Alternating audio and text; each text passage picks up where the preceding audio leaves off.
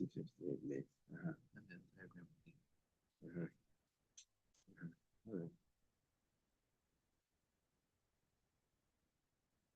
Okay.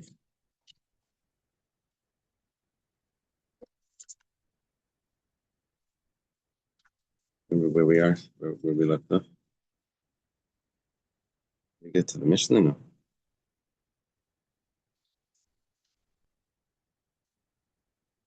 Oh, okay, I see it. We're on 63b, right?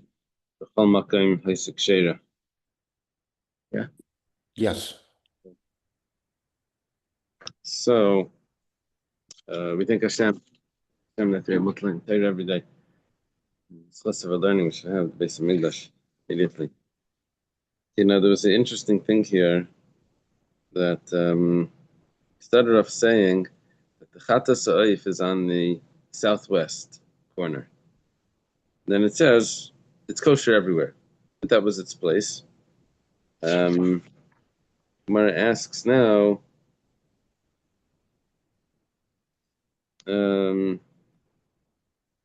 Micah Amar, what does it mean when you say that the Chatas Ha'oif, the bird that was the sin offering bird, that was on the southwest corner? And then you tell me that it could be anywhere. Amar Ravashi Hachi Kamar. Rashi says what it means to say is like this. It's two different things. One is talking about where you had to do the malika, where you had to do the shchita that's done with the fingernail. That could be done anywhere. Anywhere it was actually done on the Chatas Ha'oif. It was done on the Saiviv, even though the blood was pushed underneath. It would be a little bit interesting. He's standing on the Saiviv, but he's going to push the blood out from underneath his feet against the wall. He's going to have to bend down, I think. So anywhere is kosher for the malika. But this was its place where the blood was sprinkled. Okay, Tanina lahad Rabbanan. The way that Ravashi just explained it, we actually have the way that Ravashi explained our Mishnah. We actually have this in a brisa. Molka b'chol makim b'mizbeach kshera. Chatas ha'oif, if the malika was done, the fingernail was used to cut through the neck of the bird. Anywhere on the altar, that's satisfactory, that's kosher. He's a dam b'chol makim kshera, and if the blood is sprinkled anywhere, it's kosher. He's a v'lei mitzah. Let's say the blood was sprinkled, but it wasn't squeezed. You have to do two things. You have to sprinkle it, and then you have to squish it against the wall to squeeze out the blood. So if you didn't do that, it's kshera.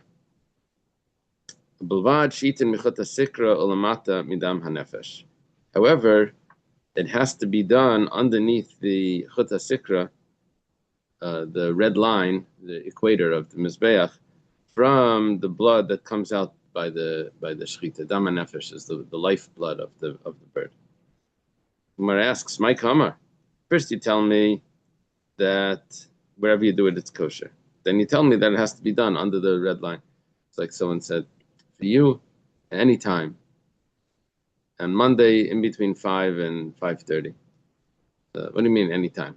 Here you say, anywhere you do it is fine. As long as it's underneath the...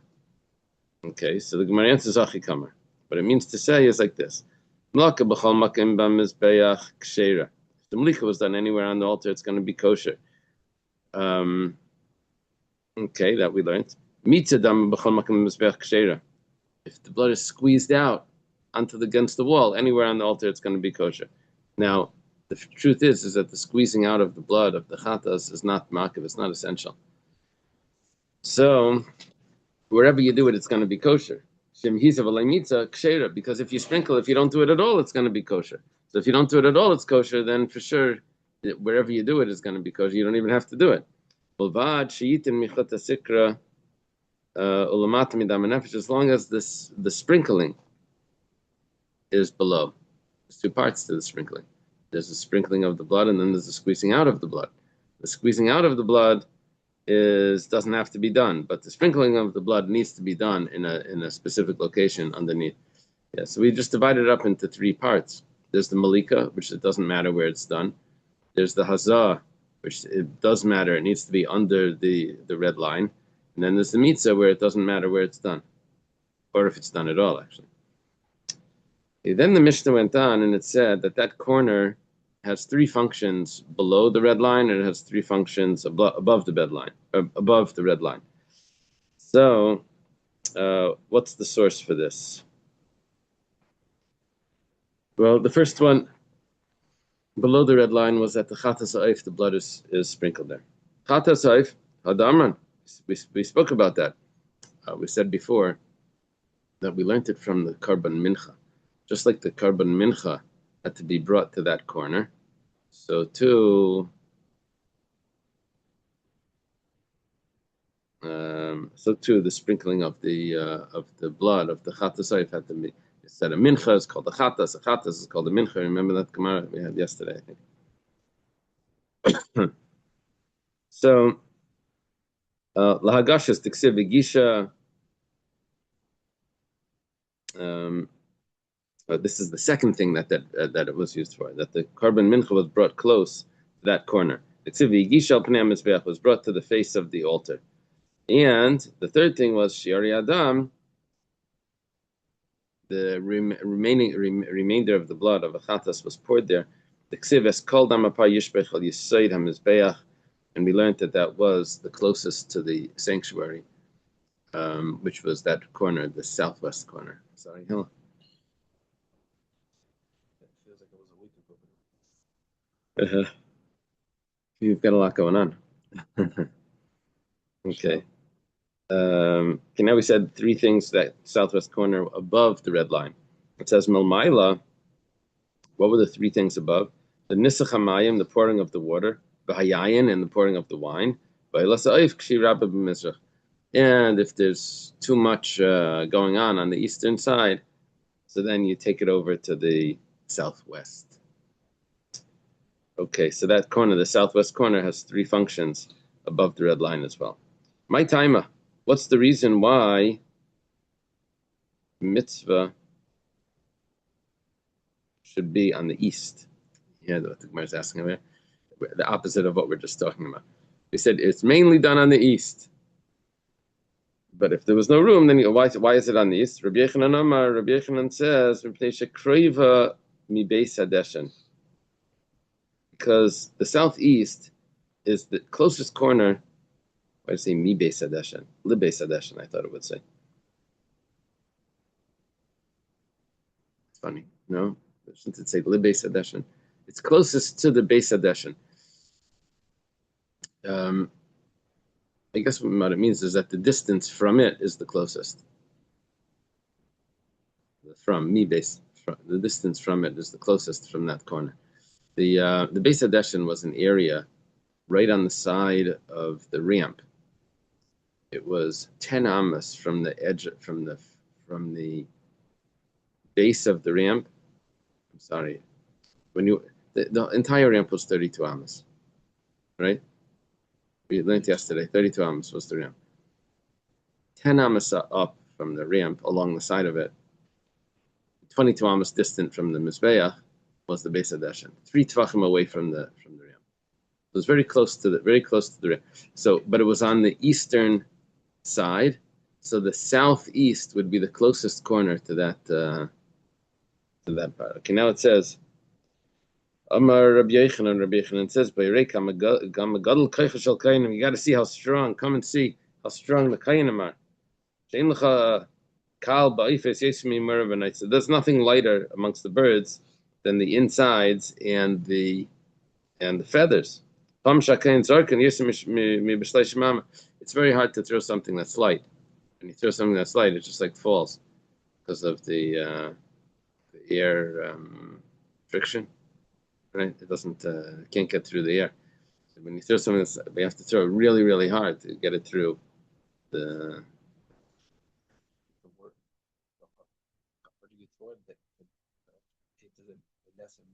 That's what it feels like.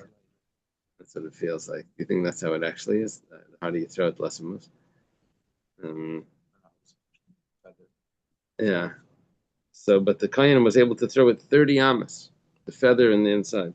The Had to Tanan. be Can I individual. ask a Sorry? question, Ellie? Yeah.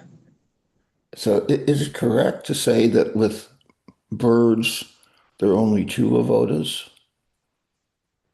Because there's no Kabbalah, is there? No.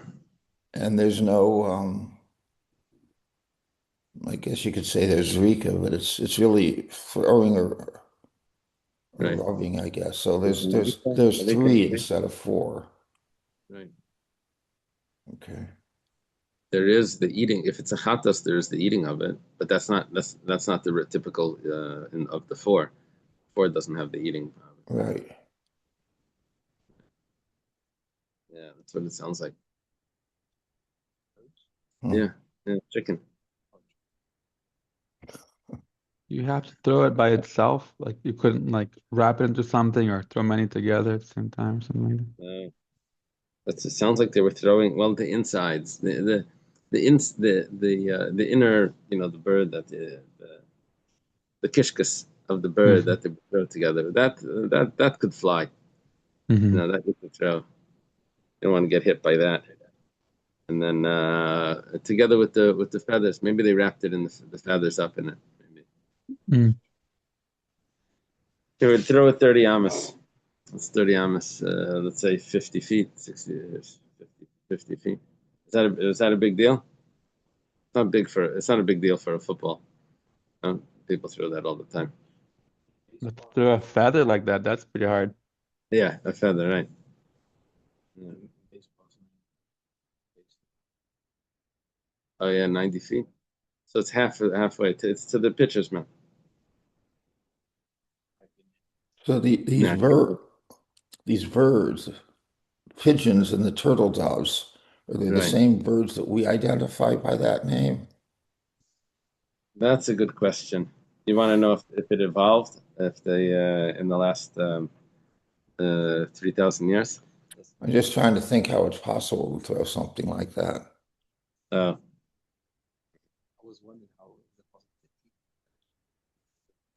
Just past the ramp, The ramp was Just what? 30 amas, yeah, 30, we're gonna 32. So calculate. just get past the ramp and that's it. Yeah, we're gonna go. We'll go through a calculation in a moment to get it there. We'll see. Okay. So, the Tanan, because it was taught in a Mishnah regarding the Trumas Hadeshen. Trumas Hadeshen is the first service in the morning. They would go up the ramp and they would take some of the ashes that were burning over the night, and they would take from the ashes totally burnt. They would take that and they would put it on the side of the ramp. That's called the Trumas Hadeshen. They would do that in the morning. Natal Machta Shel Kesav Al Reish Mizbeach. He takes a silver shovel, a fire pan. He goes to the top of the altar. He pushes the coals this side and that side. So he pushes away the outer coals. And he scoops up the ones that were totally consumed. Apnimius, the inside. The yored, and he goes down off the altar. Gil Ritzbi comes to the floor. So he walks down the entire ramp, and then he does a U-turn. The ramp is the south, walking south. Turns his face to the north. He does a full U-turn. And he walks along the east of the ramp 10 amas, and he piles the coals up on the floor. It's really not the gechalim, really. It's really I guess it is gechalim. I thought it was like the ash, but here it's calling it gechalim. He piles it up on the floor. 3 tvachim away from the ram. So it's really 10 amas from the base of the incline, at the end of the ramp. But it's 3 tvachim distance from the ramp because he walked along the ramp, along the side of it. And Makaim Shenaisnim Mura Benaitza, exactly in the same place where they put the innards and the feathers of the bird. V'dishim Mizbeach Pnimi, where they take the ashes from the inner Mizbeach. right? And where they put the ashes over the menorah. So there was a spot on the floor where they would pile up these different things, the ashes, and the birds, these coals. It would just go over there, and then there was a miracle that it got absorbed into the floor. Well, what we're going to need to discuss now is that how do we know that it's 30 amas? So there's a Rashi over here, an interesting Rashi. Rashi Tzavras Gachalim. He explains like this: how far was it from the Mizbeach? 22 amas. So the whole ramp is 32. You walk 10 amas, so now you're left with 22 amas. So 22 amas still there. How far is it from where he's standing over to the place where to the southwest corner? He's on the eastern side. How far would it go to the south? So the ramp itself was 16 amas. How many amas left of the ramp how many amas left of the Mizbeach on each side of the ramp? So the Mizbeach was 32 amas. So if you have 32 amas, 16 is the ramp, then you're going to have 8 on each side. But 2 of those 8 is the Yesod and the Seiviv. He's on the Mizbeach. Is he on the Mizbeach? Is he on the Seiviv? Where is he? By an Oila Sa'if.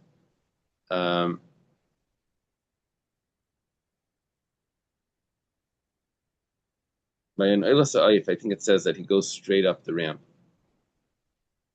So By now it's it was on the Seiviv. but it's easier now to throw long distance when you're higher. Oh, maybe. So whatever the case, if you remove 2, then there's 6 amas. So 22, 16 plus.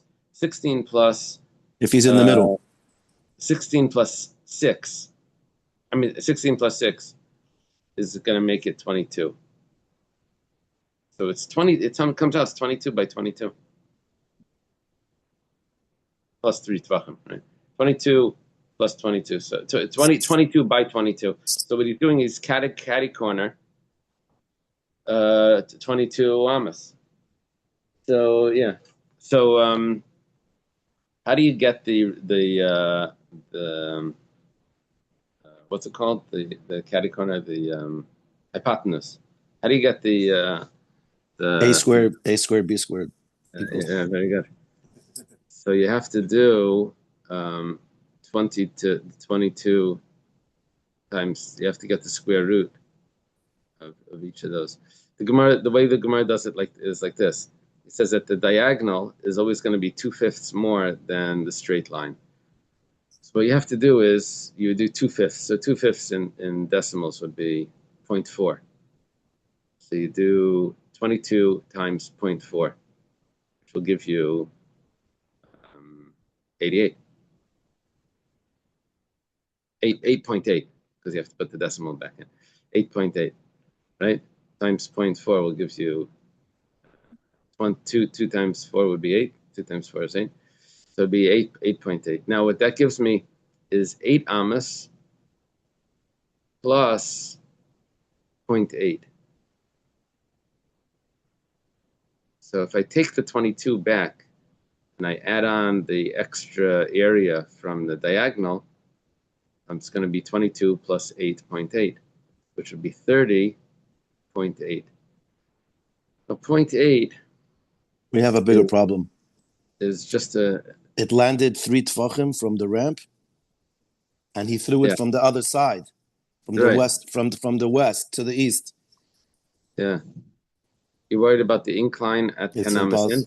What's the incline at 10? We said that it's not inclined because the ramp is also inclined, so it's less, but still hard.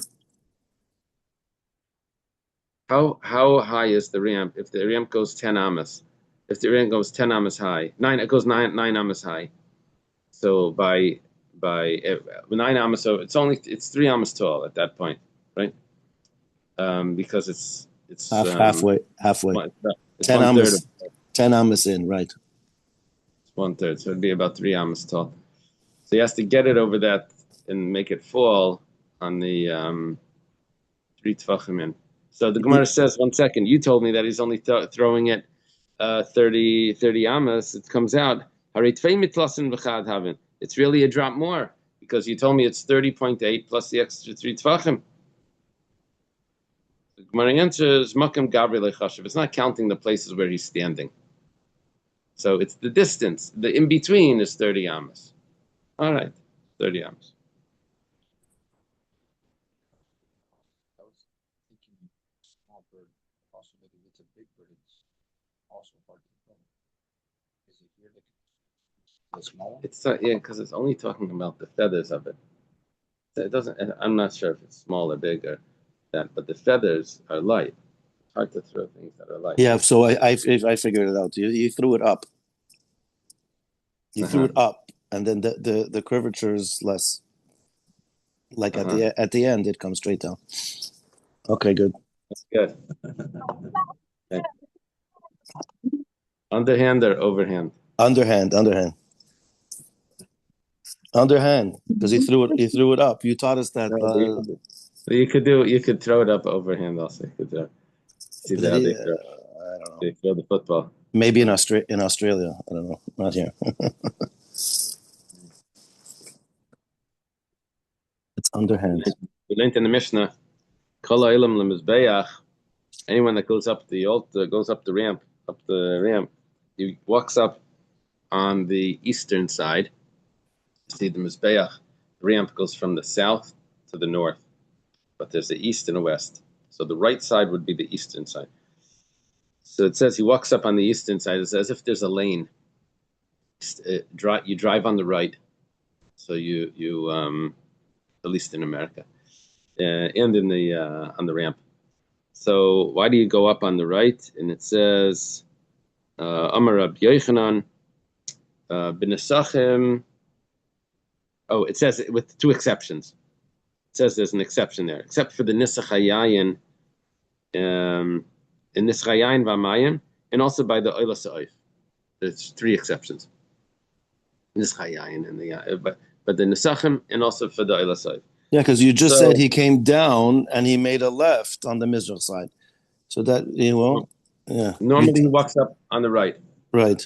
Except for this. He walked up on the left. So we're asking now, why do we have exceptions? My timer. Rabbi Yochanan, Nesachim, Shem Yisashno. Yeah, we have a problem with the wine as you're walking up. Maybe it's going to get ruined because of the smell, because of the smoke of the fire. If he's going to have to go up on the right, then he's going to have to walk around the entire altar to get to the.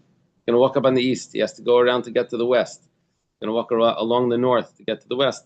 Then it's going to get all smoked up. The wine. It's like the wine that you drink after you pour the Havdalah candle. You pour it on the Havdalah candle, and you try to drink the remainder of the wine.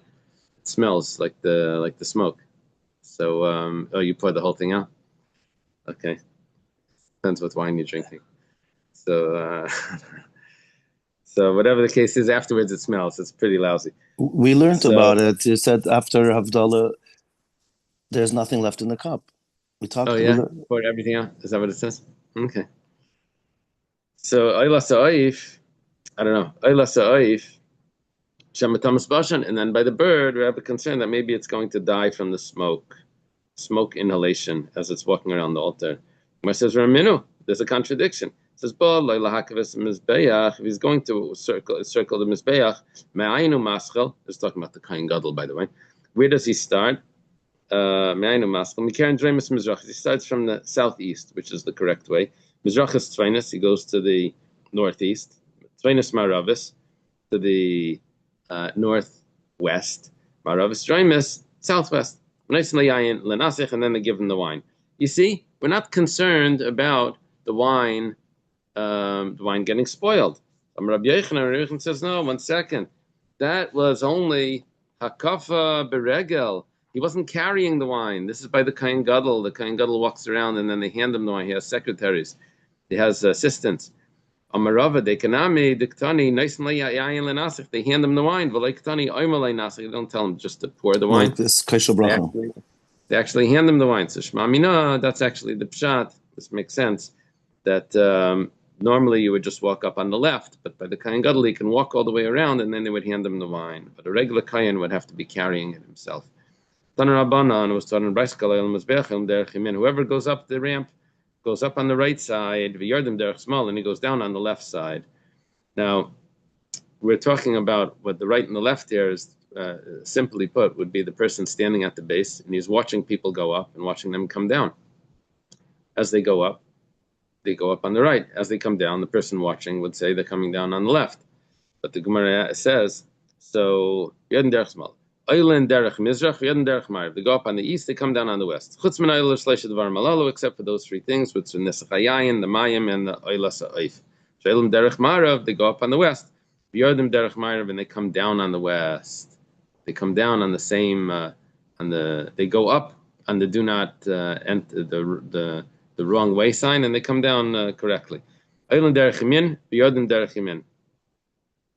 They go up on the right and they come down on the right. 1 second. Gemara says, Derech Yamin, they don't go up on the right. They go up and on the west. Going up on Derech Smaller, they're going up on the left.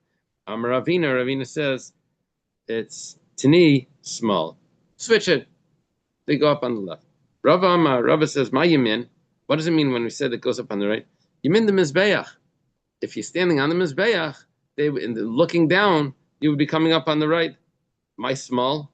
Why did we say at the beginning that it says they go up on the right and they come down on the left?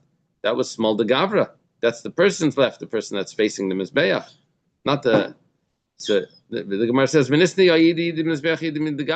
is going to go, you're going to go crazy. You can't do right and left and change the where you're starting from. The Gemara says, Kasha, that's a good point. It's still today. Arech Yamin B'Yamin. These people don't know if it's facing their Kodesh or coming from their Kodesh. Asked one of my kids, the little kids. They said, "I want to drive a car." I said, "But you don't know how to drive. You don't even know where the gas pedal is." They said, "No, I can do it. I can do it." I said, "Okay, which side is the gas pedal on? Which side is the brake?" I said, "It depends which way you're facing." Okay. So, Chata Sa'if, there's a new Mishnah here. It's By the cars, they see driver's side and passenger side. So Chata Sa'if, Ketzad, what was the service of the Chata Sa'if? How was it done? Ketzad and Yanasis, that's you have to read it. How was it done? So, Allah Lakevish, you go up the ramp. Panala Saifiv, you take a right turn. You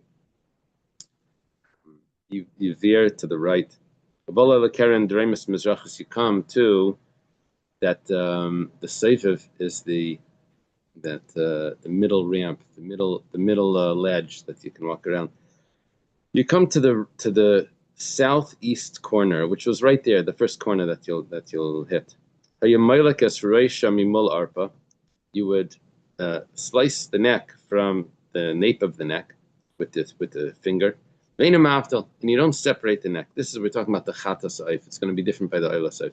The Chata Sa'if is you just go through and you have to puncture one siman. Cut to sever one siman, one of the either the trachea or the esophagus, just through one of them. Umazamidama. And then you shake out from the blood, you sprinkle the blood, al kier hamizbeach, against the wall. Shari adam.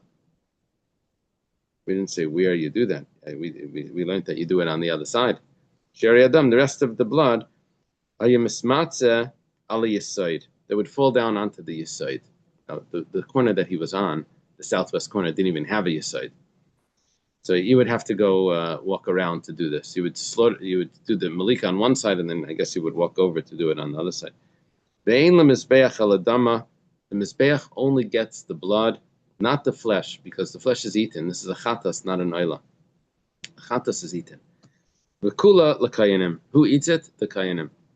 So they would eat whatever's on the bird. Tanu Rabbanan was taught in a brayso. He's midamachatas. Yeah, and the tradition of having chicken soup on Shabbos is because traditionally chickens were not really edible. They jumped around too much. It was very hard to eat. Very tough. Very tough. Today the chickens are easier to eat because they don't let them move so much, so they're just fatty. But the wild chickens are it's very tough to eat. So that was traditionally we always had soup, chicken soup. It's a new thing that you have, like, baked chicken. Like this. So Before it was the actual altar that we walk on the edge. It wasn't the edge. it was the ledge that they were walking on, and they were still concerned of the smoke because it was only 3 amas spot. So you were holding it above around where the smoke was. Like holding the question high back the edge side. Yeah. So Tanur Rabbanu was taught in the Brisa, "He's a midam hachatas." The pasuk says that you sprinkle the blood of the chatas. It says miguf hachatas. It says you don't use a vessel, you don't use your finger like you do for other offerings. You use the actual body of the bird. Okay, it said, how do you do that? You have to hold the head. You're holding the head in one hand, holding the head because he didn't sever the head, so you're holding it. It's attached to the bird. You're holding it in one hand, and then you sprinkle the head and the body. Al kira mizbeach. The pasuk says against the wall of the mizbeach. Leil kira kevish, not against the wall of the riyam. Leil kira hechel, not on the wall of the hechel. Leil kira ulam, not on the hallway, the front room.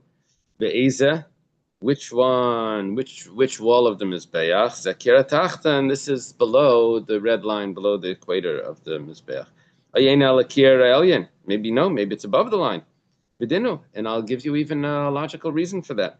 It says ma behema sha'ilasa lamata chatasa lamayla. Okay, this is going to confuse you, but the way we always learned it was like this. I don't know if you remember my simon. Oilasa oif, a bird flies up, and it's an oila means up. So that blood of the oilasa oif was above the ramp, above the middle line. Okay, now everything as you go to the opposite, it switches. So an oilasa oif goes up, but not an oilas behema goes down. The oilas behema goes down, but a chatas oif is the opposite of an oilas oif. That's also down. But chatas behema, double two opposites, is back up. So the two things that are on the top, above the line is a oilas oif and a chatas behema. But an oilas oif and chatas oif are both below the line. Yeah. So it says, it goes like this. Ma behema, when it comes to an animal, sha'ilasa lamata, if it's an oila animal, where is that? That's below the line. And chatasa lamaila. But if it's a chatas behema, it's above the line. So oif, when it comes to a bird, we're looking at animals versus birds here. That's our contrast, as opposed to oila versus chatas. We're looking animals versus. So the oila oilas behema is below, a chatas behema is above. So oif, when it comes to a bird, shaylas lamaila, the oif is above the line. For sure should be the chatas should be above the line. When it came to the animals, the chatas went above the line, and the oila went below the line. Comes to the birds where the oila is above the line. For sure, the chatas should be above the line. So that's our kal v'chaimer.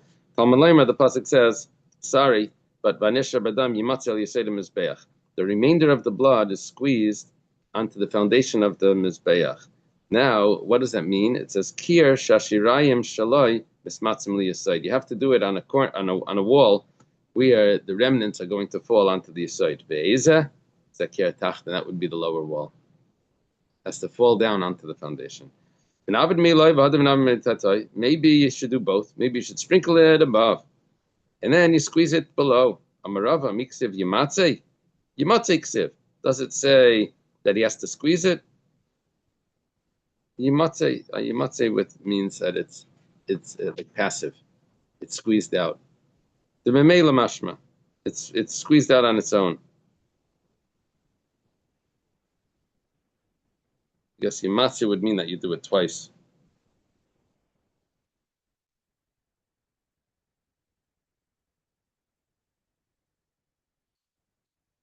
Doing it twice is like forcing it out. Yimatzei, the yimatzei has a dot in the mem, has a dagesh in the mem, which makes it a nifal. That's passive. Blood is squeezed out. Not he squeezes the blood out, but the blood is squeezed out. which means that it just happens. It just happens. Not that it's not active; it's passive. Okay. Amar Rav Zutra Bar Tuvia Amar Rav. A lot of times the dots in the first letter of a shirish, the dagish, means that it's a nifal. Unless there's prefixes that are confusing. A prefix mem will send a dot in the first letter. Prefix hey will put a dot in the first letter, a dagish in the first letter. Okay. Amar Rav Zutra Bar Tuvia Amar Rav Ketzan Malkin Chatas Oif. How do you do Malika on the Chatas Oif? This is different. We didn't learn. No, this is the Chatas. This is the same one that we were talking before. There's no pictures.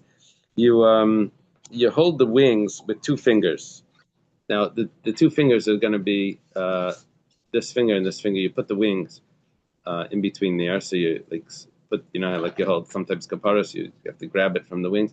You hold the in between the etzba and the amma. These are those two fingers. The oh wow, okay, yeah, it's great.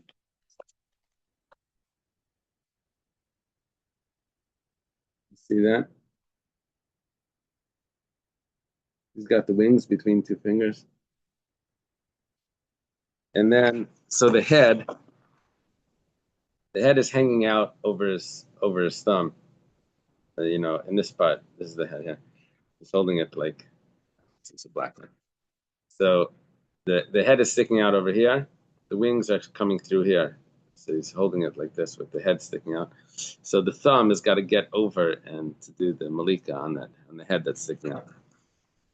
So shtei raglayim b'shtei etzbos. Then he has to hold the feet. So he puts the feet between his pinky and his ring finger. Umayteach tzavara al reichav kudol, and then he stretches the neck on his thumb, and then he does malika like that. He pushes it down. Mastis intana tzipara milbar. There's a brisa that says that the bird is on the outside. See, according to Rav, that we just said, Amarav, we're talking about that the bird is in the palm. The bird is in the palm of the hand. According to the brisa, the bird is on the back of the hand. He's holding it the opposite. He's holding it over the neck would go over the front as opposed to going out. And the Gemara says, and he holds the wings and the wings in between two fingers. He holds the feet between two fingers. And now he stretches the neck over the fingers, the top fingers, which is what's this finger called? The index, point over the index finger. And he does malika like that with the thumb. Zu avoda kasha shebemikdash. This is the hardest service in the mikdash. It says zu hi v'lesulai. This is the hardest. There's nothing harder. Look at kmitza. What about the kmitza? That was hard when it was matzah to do kmitza like that to make sure there's no gaps and you have to crush it up. The thing is bechafina. And also there was a hard service of the ketairas when the kain gadol would take it inside. That was complicated. That was a hard service over there as well. This is one of the hard services, of the difficult services. It goes into the category of the difficult services. All right. I have a nice long mission here. Oila Saif Kates and Nases. How is the Oila Saif performed? We were talking until now the Chata Saif. Now we're talking about the Oila Saif. Chata Saif, the blood went below. The Oila Saif, the blood's going to go above. She goes up to Rampa Panala Saiviv, he goes to the Saiviv, he reaches that first corner. He does Malika on the nape of the neck, and here he separates the head from the body, different than by the Chata Saif. And he squeezes the blood out against the wall. Not the Lesaraish. He takes the head, the hikif base Malikasai, and he squishes the place where it got cut, the Mizbeach, so that the blood would come out from the head as well. Usifagai b'melach. How do they translate sifagai? Saturated, yeah. In salt, everything that goes on the mizbeach is going to go into salt. V'zarka al gabi yishim, and he throws it onto the fire. Again, this is the bird, the oila saif, which is burnt, not the chata saif, which is eaten. Balei leguf comes to take care of the body. V'esis mura, he takes out the mura is the inside called the zefek, the crop. It's called. Vesanaitze, and also the bird. Vespenei me'ayim me'yitzim, and all the intestines that come out. V'shlichon lebeis hadeshin, and he throws it over to the Beis Hadeshin, which we said was a 30-yard. No, it's a 30 amma throw. But actually, no, this wasn't a 30 amma throw. That was only for the here it sounds like he's on the eastern side. It was 30 ammas from the western side. So he throws it onto the Beis Hadeshin. Shisa v'loi hivdil. Afterwards, the kohen he cuts the bird in half, but he doesn't separate it. Hivdil kasha, but if he did separate, it's not a problem. Seifkei b'melech, knows he has to open up the cavity of the bird. Seifkei, he saturates it in salt, v'zarek al gabishim, and he puts it on the fire. Loi heiser amura v'loi anaitza. Well, let's say he didn't take that out, or he didn't saturate it with salt. It's going to be kosher because any change that you do once the blood has already been put on the altar, it doesn't affect the validity. Let's say if he separated the bird, he opened up entirely, but he didn't open up the oila, then it's going to be puzzle. Sorry, not opening up the bird. This is hivdil, this is the malika itself. If he severs the head by the chatas, which he was supposed to leave it on, he was just supposed to cut one simon, or he severs, or he doesn't sever the head by the oila, that's puzzle, because that's in the malika itself. He didn't do it right. Mitzah es damaroish le mitzah damaguf. He squeezed out only the head, but not the body. Psula, because you have to do it right. But damaguf le mitzah damaroish, that's going to be ksheira, because over there you got majority of the blood. That's going to be fine. Chatas Saif Shemalka Shleil Shma. Okay, now we're getting into the difference between a chatas and a naila. A chatas, we learned at the beginning of Zavachim that the rule of a chatas is that you have to have intention for the right carbon. By an oila, it was still valid if you had the intention for the wrong carbon. So if it's Shemalka Shleil Shma, if you did malik on the chatas ha'if, with intention that it should be an oila, you squeezed it out thinking that it's a different carbon, that it's an oil instead of a chatas. Or maybe you had both intentions. Or the opposite, you had the wrong intention first and then the correct intention afterwards. All of those are puzzle because a chatas is very strict about having the right intention that it's a chatas. If the same thing happened to oila saif, that was shleil shma, that would be ksheira, that would be kosher, because the oila, like we learned at the beginning, that the only two karbanas that if the validity is affected is the chatas and the carbon pesach on erev pesach. All other karbanas, it's ksheira l'shem chayva, but the owner has to bring another one. It's still kosher regarding the eating of it, and all of that. It's not here; it's not eaten, but it's put on the altar. If he has intention to eat something that's meant to be eaten, which is referring to the chatas, or to burn something that's meant to be burned, which is by the oila. Its intention is to do this in the wrong place. Sacrifice is invalid. It had to be something that was edible or eligible to be burnt, then it would invalidate it if he has the wrong location in mind. But if he has intention for the wrong time to do it, right? So then it's pigel v'chem l'chatas. We're back to the halachas of pigel. Out of the allotted time becomes pigel, and if someone eats it, it's kars. As long as everything else is done kosher. How is everything done kosher when you already messed it up? So it says malak b'shtika. He did malika without any wrong intentions, without any intentions at all. And then he squeezes the blood with intention of eating it or burning it, or the opposite. He did the malika with intention of or intention of eating it or sprinkling or burning it out of the allotted time. But when he squeezed the blood out, he did it without intention. Or he had entirely thoughts of chutz l'zmani. That would be everything else was done correctly, and it would be pigel. What would be that it was incorrect? It wouldn't be pigel. Malak chutzim kaima. If you had malika for chutzim kaima, so now you're messing it up. You're messing up the pigel because it has to be entirely chutz l'zmani to be pigel out of its allotted time. But if you had chutzim kaimai there, umitza adam chutzim zmani, and only one thought was by the squeezing of the blood of chutzim zmani, shemalak chutzim zmani, umitza adam chutzim kaimai, or the opposite.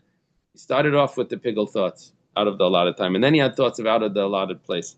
Shemalak umitza adam chutzim kaimai, or he had thoughts of out of the allotted place alone.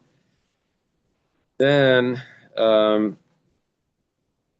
would be like karavamata mitzvah. So that would not be correct. Or Karban chata shemalku shaloi lishma.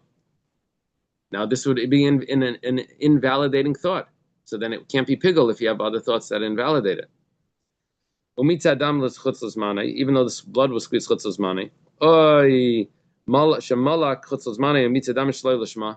This is by a chatas, because a chatas it would invalidate it if you have intention for the wrong sacrifice. Oy shemalak umitza adam shaloi lishma, or you had both thoughts. By the malika and by the squeezing of the blood was for the different wrong sacrifice. This would not be piggled because he didn't do everything else correct. He messed it up in other ways. Lechel kazayas bachutz, kazayas l'machar. If he has intention to eat a kazayas outside of the courtyard, and he has also intention to eat it outside the allotted time, so then he's messing it up. Can't be piggled. Kazayas l'machar, kazayas b'chutz, kazayas kachatzi zayas b'chutz, kachatzi zayas l'machar, kachatzi zayas l'machar, kachatzi zayas b'chutz, pasal vein bekars. All of these, whether it's half a zayas in, outside, out of the allotted time, whatever it is, those are only going to be pasal. It's not going to be pigel. Amar Rabbi Yehuda's opinion is slightly different. It says klal. If the thoughts of out of the allotted time, the pigel thoughts, come before the thoughts of chuslam kaimai out of the allotted place, then pigel v'chemel karas. Once it becomes pigel because of those thoughts, it doesn't get rectified by messing it up more. But if it was originally messed up because it was out of the allotted place, and then you have thoughts of pigel, it doesn't get turned into pigel once it's already invalid. Chachamim, Aimrim, Zeh v'zeh, pasal vein because both of them, whether it's whichever one is first, doesn't matter. It's Rabbi Yehuda that made that distinction. Let's say it's not the combination doesn't make it into human consumption. Half a zayas this, half a zayas that. The combination makes it half a zayas human consumption, half a zayas mizbeach consumption. So that's going to be kosher because it doesn't combine like that. Eating and burning don't combine. Okay, we're up to the Gemara. Samachay. Let's leave it over here. It's a long Mishnah, yeah. Yeah, thank you. Have a wonderful day. Thank you. You too. Yeah, you too. Thank you. But